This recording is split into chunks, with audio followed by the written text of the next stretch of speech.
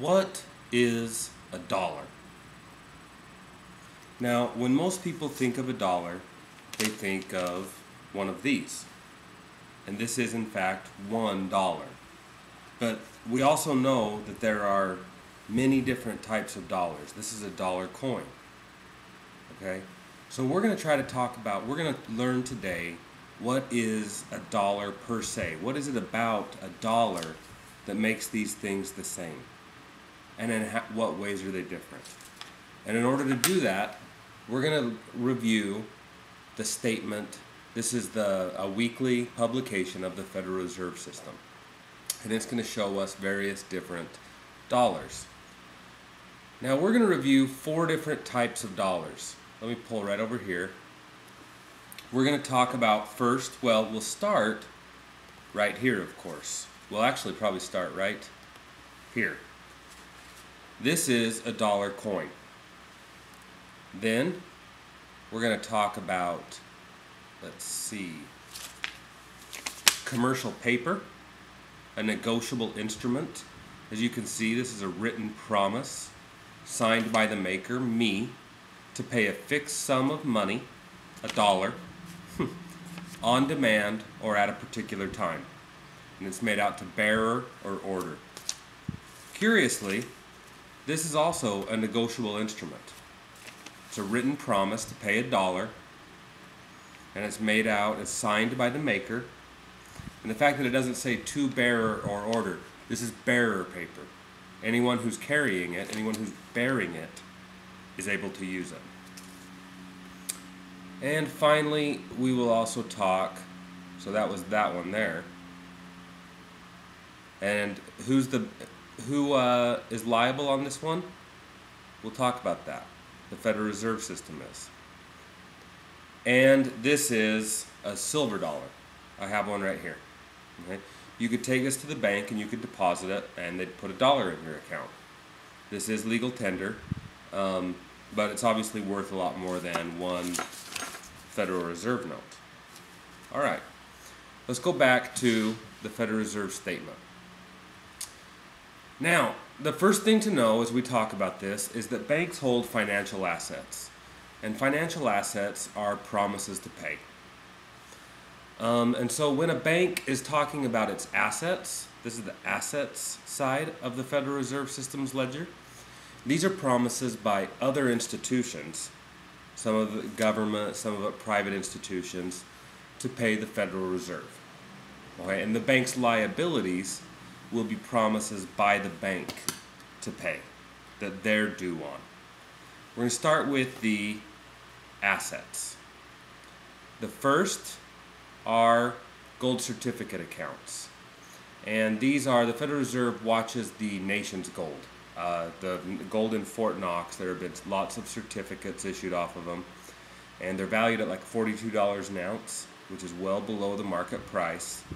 But they have that gold. This is a Great Depression change, and we'll talk about it a lot more later. Special drawing rights. All right, what's a special drawing right? This is really important.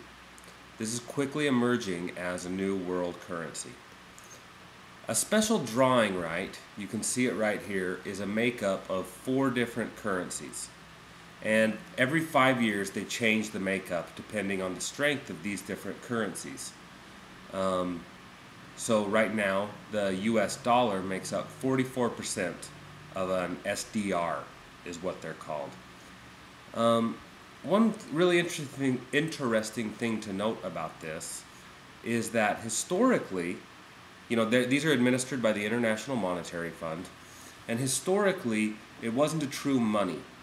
First, it can only be held by other central banks, treasuries and central banks. But most importantly, it was just a medium of exchange. It was never really a storehouse of value. The International Monetary Fund, as this financial collapse has taken over the United States, they, for the first time, issued bonds denominated in SDRs. And they sold some to Russia and I believe some to China. And so that gave these SDRs the other essential attribute of money, that it's a storehouse of value. because now Russia is guaranteed that it will get 50 million SDRs on a particular date, having purchased those bonds. And we obviously had to agree to that because the dollar plays a part in that. Here's something that's very interesting that I really want to talk about a lot, is the coin. Coins are not Federal Reserve notes. This is an obligation of the United States government. And so you can see that the coins are held over here in the assets side of the ledger. One of the interesting things about these is it's one of the few obligations of the U.S. government that does not bear interest.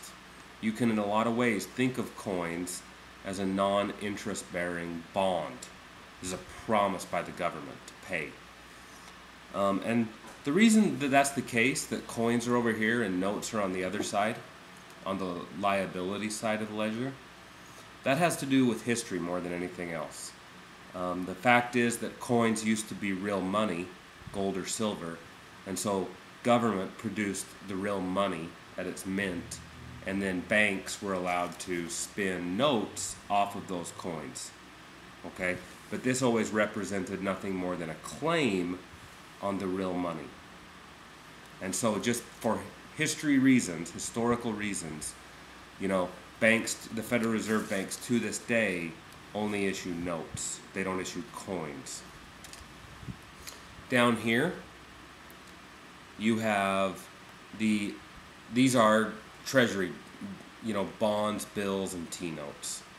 So securities held outright. Bills tend to be short-term government debt. Some of it short as a month.